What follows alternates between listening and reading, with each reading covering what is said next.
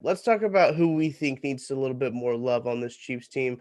Jordan, we got three guys each that we're going to talk about. So I guess six guys that we are going to talk about, not five guys like the restaurant, but just one more.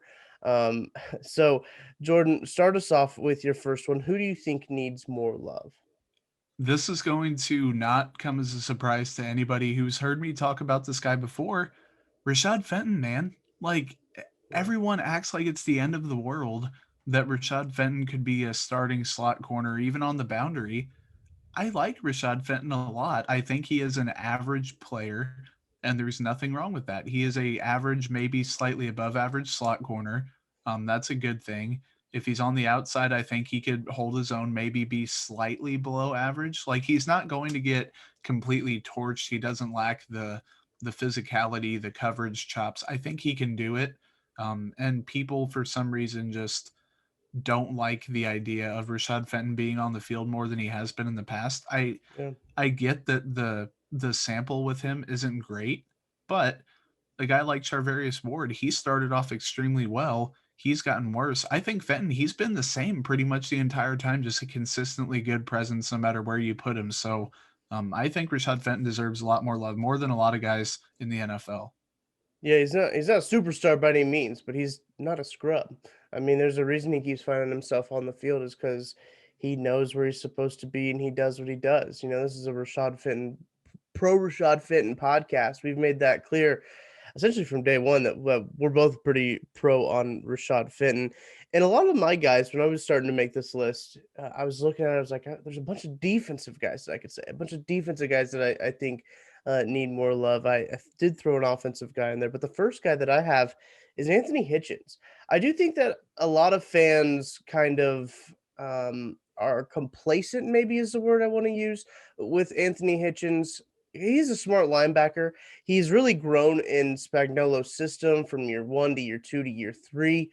You've seen that happen. You've seen the results on the field go that way. And I don't know if people appreciate how much Anthony Hitchens brings to the defensive side of the ball in terms of alignment, in terms of communication, in terms of getting the job done. I think that Anthony Hitchens is a fine linebacker. People are always talking about, so when can we move on from Anthony Hitchens? It's kind of like the conversation. It seems like that's always happening on Twitter. But I think that Anthony Hitchens has been a great presence on this defense and could be a great presence too for the future of this defense when it comes to Nick Bolton. Could be a great stepping stone as well for Nick Bolton to get back into that Mike linebacker spot. But I think he'll be a great guy for Nick Bolton to learn from to kind of take over in that Mike linebacker spot. Yeah, absolutely. And it's the system's tough for Mhm. players to learn, whether you're a veteran or a young player. Like a guy like Yeah. Tyrann Matthews has been one of the few exceptions. Bashad Breeland too, where I'm also rip the Bashad Breeland dream of him coming back on a not too expensive deal. But anyway, Right. that's neither here nor there. We have to move on.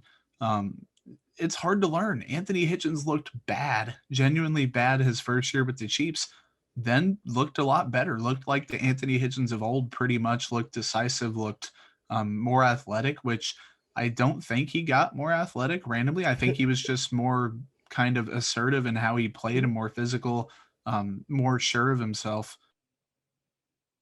And that's going to be the same thing with Willie Gay. It's going to take him quite a bit of time. Last year, he clearly wasn't ready.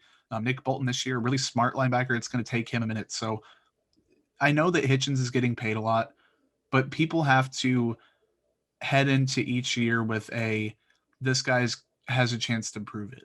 Like Mhm. you can't hold on to stuff that people did years ago. Like, oh, Patrick Mahomes threw that interception in week 3 of 2018. Like, guys, we can't, which no one would ever say that, but just for an example, you can't hold on to that stuff. Like, Right. unless a guy routinely is getting torched or just isn't a good player and makes tons of mistakes, Anthony Hitchens isn't that guy. Like, yeah, he had a bad year. Then, yes, he had a good year. So I don't think the answer is somewhere in the middle. Like, I think this could be the best Anthony Hitchens year we've seen in Kansas City. A, because he knows that his job is in jeopardy. B, Yeah. because he's lighter, potentially going to play that Mike linebacker spot. Or not Mike linebacker, dime linebacker. Of course, he's going to be the Mike. Hmm. I think it was Connor who brought that up, that maybe because he's light. I think it's more that, like he said, he's trying to eliminate some of the wear and tear on his body before it's Hmm. necessary, which is fine. Either way, I think he's in a good spot to have a good year.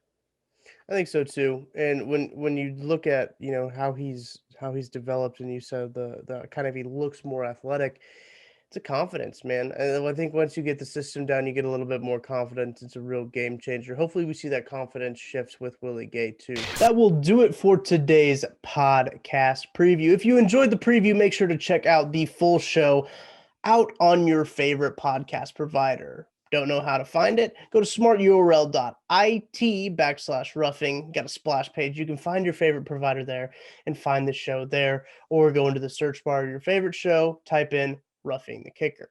If you enjoyed this video, make sure to leave a like. It really helps us out. If you enjoy the channel and the podcast as a whole, subscribe and obviously get that notification bell on, because you don't want to miss any more podcast previews. We'll be back with another video soon. So until then, I'll talk to you next time.